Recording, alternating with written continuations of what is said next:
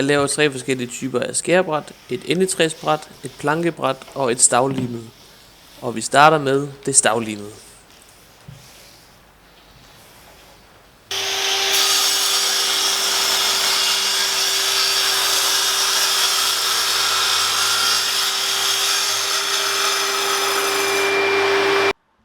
Jeg starter med at bygge en slæde til min høvel, så jeg kan få afrettet de her planker.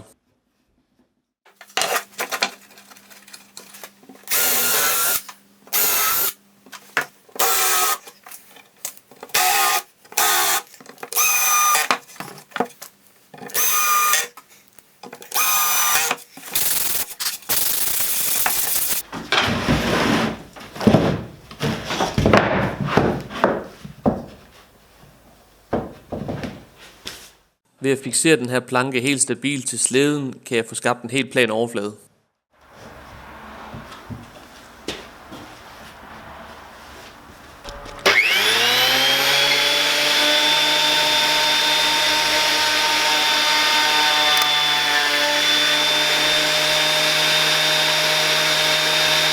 Så er det bare at sænke knivene i små ryk, indtil hele overfladen bliver høvlet.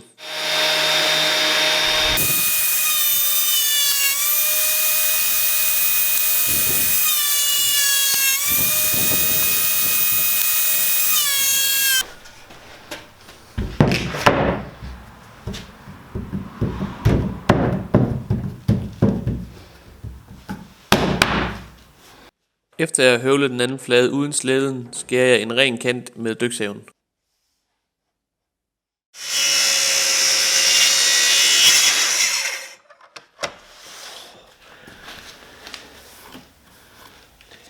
Så er det bare at gentage processen med et stykke valnød.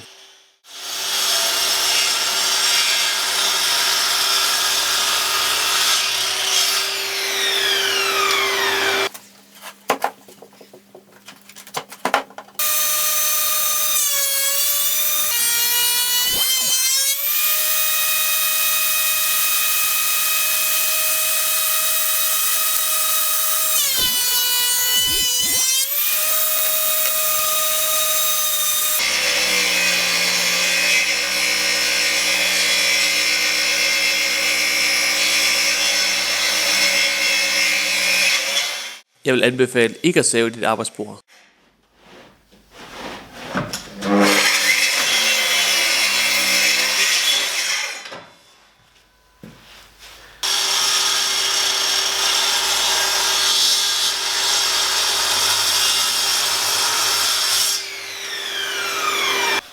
Valnødplanken er den tyndeste af de 2 planker, så jeg sætter bordsaven op efter den og skærer pæreplanken ud i strimler af den tykkelse, så jeg har det samme udgangspunkt til at skære mine strimler ud til skærebrættet med.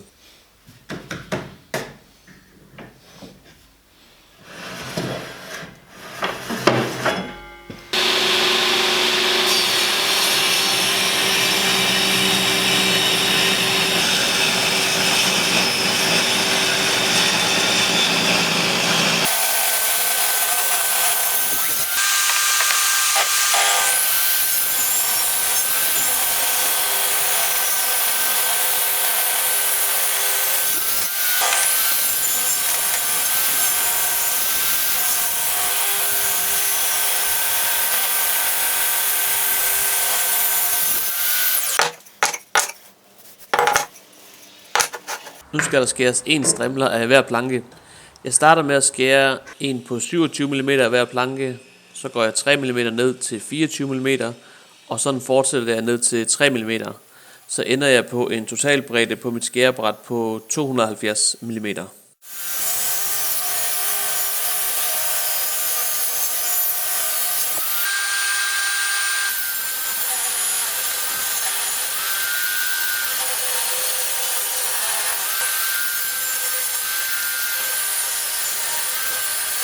Jeg kan ikke forsvarligt have de tyndeste strimler mellem anslaget og bladet, så dem skærer jeg på ydersiden, men de passer bedst til en båndsav, hvis det er muligt.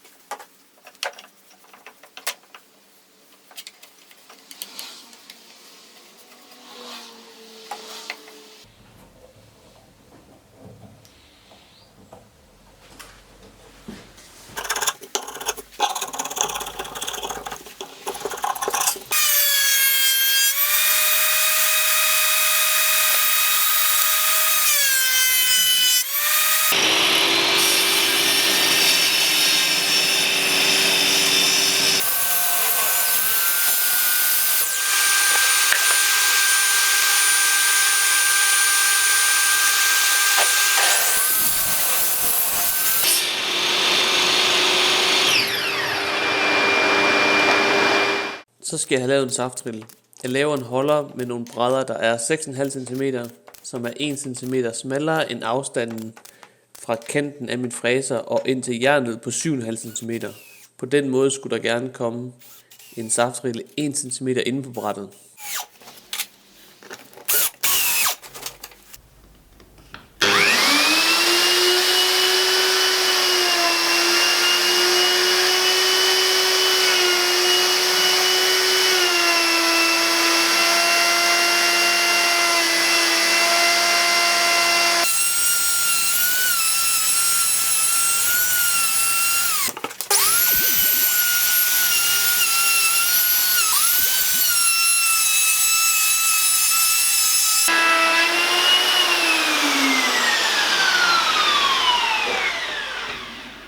Jeg er lidt oppe at køre over, det virkede. Det gik jo super fint, det var jo ingen sag.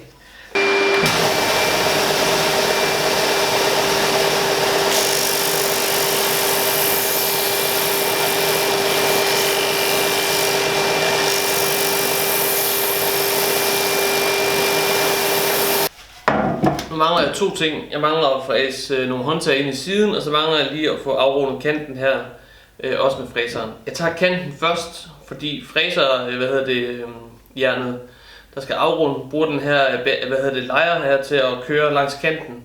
Og hvis den nu er ind i håndtaget, så kommer jeg til at æde et stort stykke af min skærebræt. Så derfor starter jeg med at fræse kanten af, og så tager jeg håndtaget bagefter.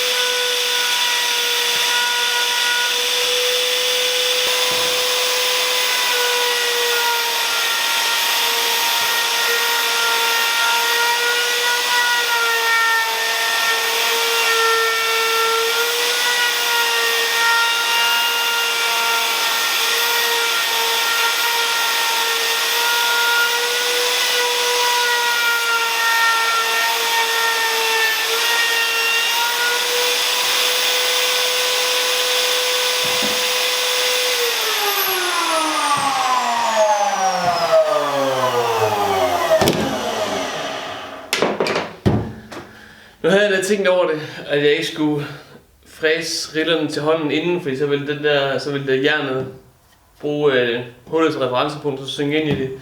Og så vendte jeg alligevel brættet forkert, dengang jeg lavede kanten, så nu fik den en lille hak. Men så må jeg se det hjemme.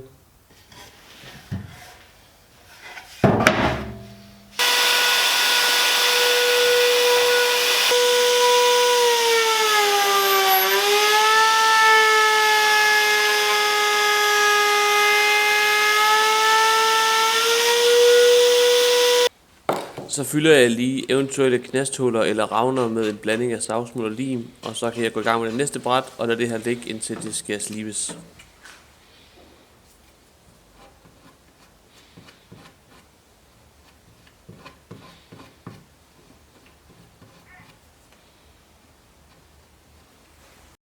Så skal vi i gang med endetræsbrættet. Vi springer lige over afretning og udstavning af klodser og hopper til den første limning. Jeg limer valnød, egetræ og pæretræ klodser sammen.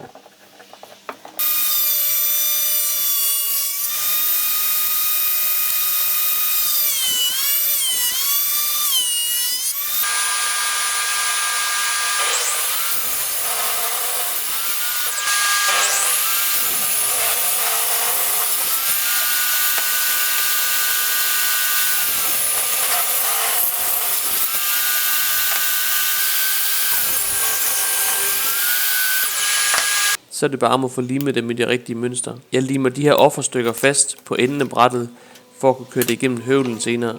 Hvis man høvler endetræ, så har det tendens til at flække, hvis ikke der er noget i enden, der holder på det.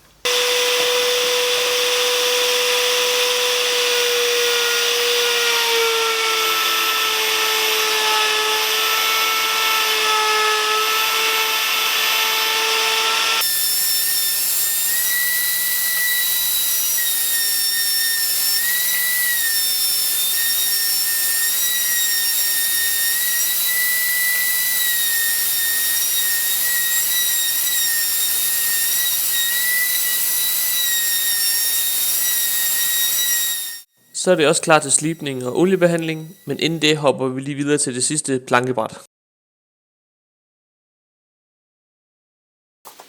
Lige efter høvlen og det er blevet plan, skal jeg lige have taget al barken af med et stemmejern og en stålbørste.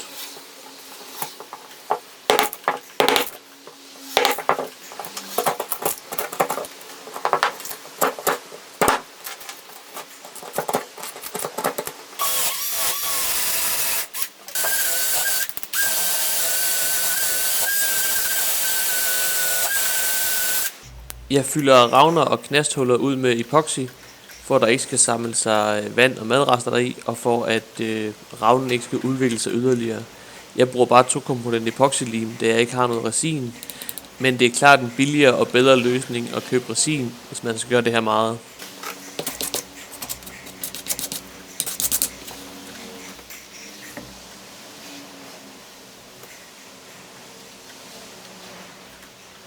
Så skal epoxyen bare tørre, og så er det her bræt faktisk også klar til slibning og olie. Jeg pudser med korn 80, korn 120 og korn 240, hvilket jeg synes er rigeligt til skærebræt.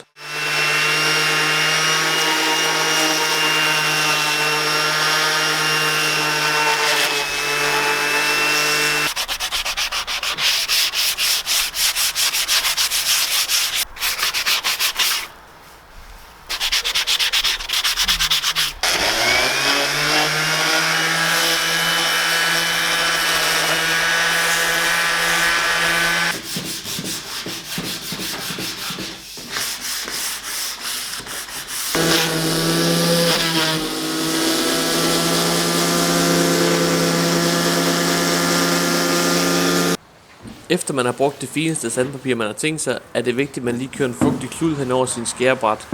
På den måde rejser man fiberne igen, og så kan man lige hurtigt tage dem med den samme kornstørrelse for at få lagt dem ned. Hvis ikke man gør det, så første gang, at skærebrættet bliver vasket eller udsat for væske, så vil fiberne rejse sig, og det vil føles både ufærdigt og uslibet.